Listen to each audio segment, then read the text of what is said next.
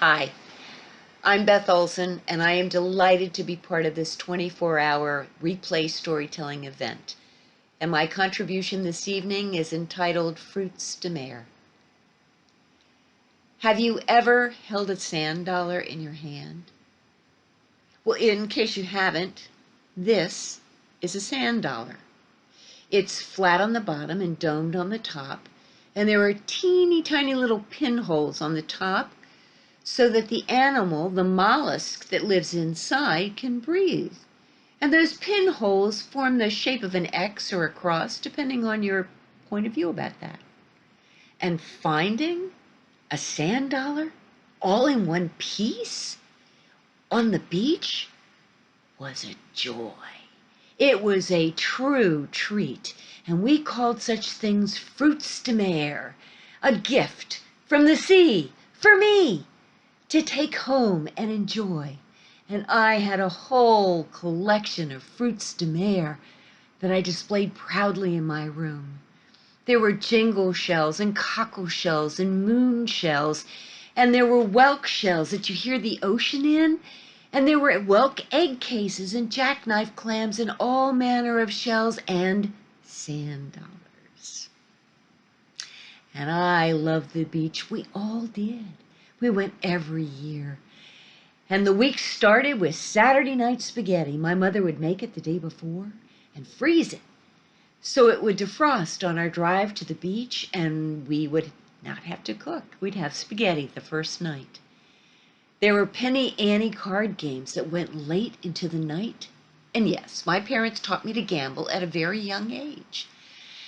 And we had Dickie's ice cream and custard across the street. We had 50-cent putt-putt. You could play putt-putt all day for 50 cents. And there were no electronics. There was no radio and no TV. We didn't have internet. And one year I thought I'd be slick and put my transistor radio in my suitcase. My father found it and took the batteries. No electronics meant no electronics. And you know what? It didn't matter, because we had the sun and the sand and the surf and all those rituals. And my own children, my boys, grew into all those rituals, and they loved it as much as any of us. And one year they decided to be really slick and put their Walkman into their suitcase, and I found it and took the batteries, because no electronics 20 years later still meant no electronics. It didn't matter. We had the sun and the surf in each other, and we would comb the beach for Fruits de Mare. But by the time they got to the beach, their Fruits de Mare were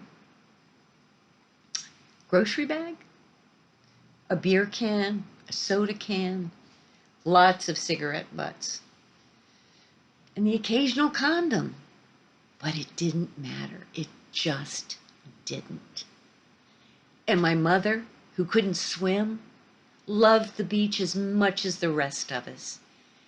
And as she aged, the success of those vacations was often measured by the number of times we could get her down to water's edge to get her feet wet.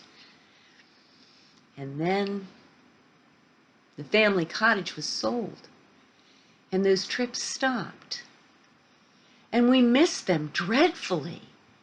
And so we decided to have a family reunion at the beach in October. And we were planning it, and we were tasting that Saturday night spaghetti. And my mother died in September. We decided we would go. We had to figure out who we were as a family without the matriarch that was the glue that held us together. And so we went. And we had Saturday night spaghetti that just wasn't as good. And we walked on the beach like we always had. And we talked as we walked, as we always had.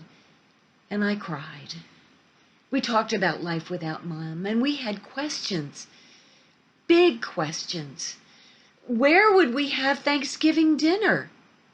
Who would take over making Mom's stuffing? And Christmas, Who would host Christmas? These were big questions. We needed big answers. We had none. And I cried. I thought my heart would break, bust out of my chest, and I looked down and I saw a baby whelk shell. 2 inches. Perfect in every way. And I said, look, it's a baby. Fruits De Mare, it's going to be okay. And I took that whelk shell home.